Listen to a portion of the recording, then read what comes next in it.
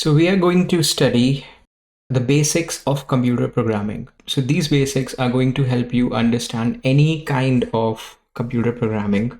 These basics are not necessarily related to Salesforce, but they are basic of any computer programming language that you would want to start learning. These are the basics which would help you build that logic for that particular programming. So let's see what are these basics and how we can learn from them.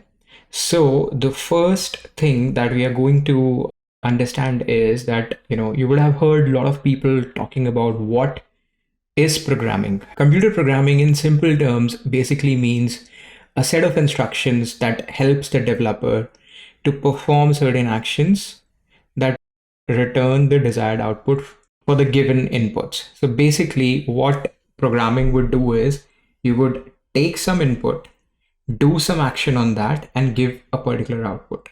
So in simple terms, a very basic would be like you see in a calculator. So you give input, let's say 2 plus 2, and calculator gives you the output as 4. So that is a kind of programming which is built into the calculator, and it does the calculations. Similarly, there could be code or a program written in a fashion that you give an input and then you get an output. So that's exactly what computer programming does for you.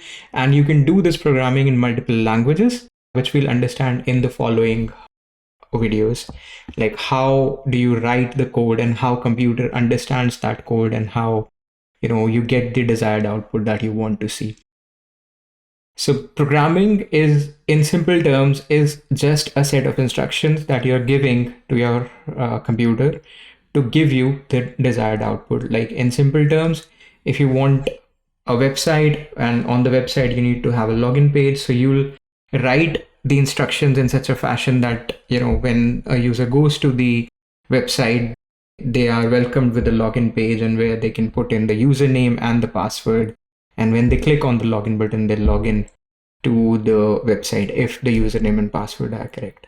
This can be done using programming, and a lot can be done using programming, which you can see in your day-to-day life, your cell phones, everything, your television, your cell phones, your laptop, somebody has written some set of code to run that. So that's what programming is. If you have any questions, you can join the QA session, which happens every Friday, and please drop in your comments, feedback, and any questions in the comment section, and I'll get back to you.